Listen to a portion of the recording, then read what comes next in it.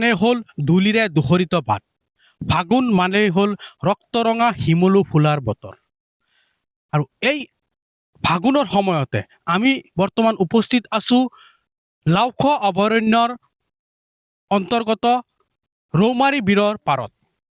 আৰু ৰৌমাৰী বিলৰ পাৰত যি ঢিং শিলঘাট মাথাউৰি গৈছে, এই মাথাউৰিত ৰৌমাৰী বিলৰ পৰা লৈ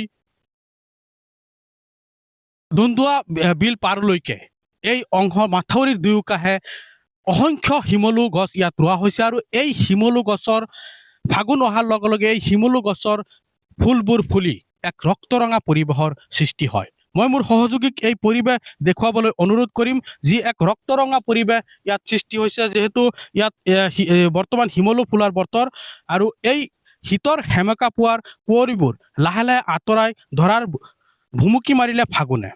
সৰাপাতৰ উৰণি চাই মলয়াৰ তালে তালে বসন্তৰ বতৰলৈ আহিল ফাগুন। প্ৰকৃতিৰ বুকুত যৌৱন নমাই বসন্তৰ আগমনৰ বতৰলৈ আহিল ফাগুন। শীতে লঠঙা কৰা শিমলু ৰঙৰ সাজেৰে অলংকৃত হৈ পৰিল। ফাগুন বুলি ক'লে যেন এক শুকান ধূলিৰে দোহৰিত পৰিৱেশ।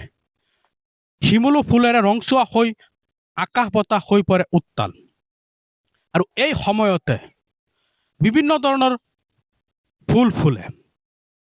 সোণাৰু, এজাৰ, আম, কৃষ্ণচূড়া, নাহৰ, তগৰ আদি বিভিন্ন ধৰণৰ ফুল এই সময়তে ফুলে। আৰু এই সময়ত দেখা গৈছে এই যি লাওখোৱা অভয়াৰণ্যৰ বিভিন্ন ঠাইত অসংখ্য শিমলু গছ আছে। আৰু এই শিমলু গছৰ ফুলবোৰ ফুলি এক ৰক্তৰঙা পৰিৱেশৰ সৃষ্টি হয়। কিছু বছৰ আগলৈকে অৱশ্যে এই গছ নাছিলে, কিন্তু আজি কিছু বছৰৰ পৰা এই যি লাওখোৱা অভয়াৰণ্যৰ কাষেদি গৈছে ঢিং শিলঘাট মথাউৰি। আৰু এই ঢিং শিলঘাট মথাউৰিৰ দুয়োকাষে কিছু NGO তথা কিছু বন বিষয়াৰ তৎপৰতাত ইয়াত শিমলু গছ লগোৱা হৈছিল। আৰু সেই শিমলু গছবোৰ লাহে লাহে ডাঙৰ হৈ সেইবোৰ ফুল ফুলা আৰম্ভ কৰে। যিহেতু দেখা গৈছে ফাগুন অহাৰ লগে লগে এই ফুলবোৰ ফুলে। আৰু এই ফুলৰ বাবে এক ৰক্তৰঙা পৰিৱেশৰ সৃষ্টি হয়। বিভিন্ন ঠাইৰ লোক আহে এই ৰক্তৰঙা পৰিৱেশ চাবলৈ। অকল ইয়াতে এই যিহেতু চুটিৰ পাৰৰ অঞ্চল ৰৌমাৰী বিল আছে, এই ৰৌমাৰী বিলৰ কাষতে নহয়, ইয়াৰ পৰা লৈ দন্দুৱা বিল পাৰলৈকে বিশেষকৈ বেছি পোৱা যায়। দন্দুৱা বিল পাৰতে এক ৰক্তৰঙা পৰিৱেশ সৃষ্টি হোৱাৰ বিভিন্ন ঠাইৰ পৰ্যটকসকল আহে এই লাওখোৱা অভয়াৰণ্যৰ কাষত থকা এই ঢিং শিলঘাট মথাউৰিৰ যি শিমলু গছ আছে, শিমলু গছৰ ৰক্তৰঙা পৰিৱেশ চাবলৈ আহে। আৰু এই পৰিৱেশ চাই তেওঁলোকে অভিভূত হৈ পৰে। এই ৰক্তৰঙা পৰিৱেশ চাই তেওঁলোক যিহেতু এক নান্দনিক দৃশ্য দেখা যায়, এক অপূৰ্ব দৃশ্য ইয়াত দেখিবলৈ পোৱা যায়। এই দৃশ্য চাই তেওঁলোক অভিভূত হৈ পৰে। বিভিন্ন ধৰণৰ পৰ্যটক আহে এই ৰক্তৰঙা পৰিৱেশ চাই অভিভূত হৈ পৰে।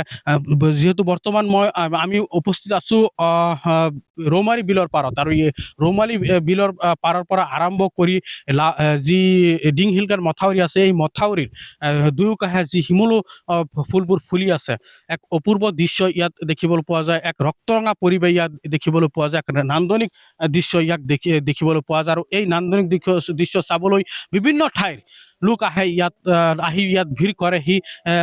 এই ৰৌমাৰী বিলৰ পৰা লৈ দন্দুৱা বিল পাৰলৈকে এই অংশখিনি প্ৰায় 2 পৰা 3 কিলোমিটাৰ হ'ব। এই 3 কিলোমিটাৰ ঠাই এক ৰক্তৰঙা পৰিৱেশৰ সৃষ্টি হয়। আৰু এই পৰিৱেশ চাবলৈ বিভিন্ন ঠাইৰ লোক আহে আৰু অভিভূত হৈ পৰে। ইয়াৰ পৰা ৰাবুল হুছেইন, ND24।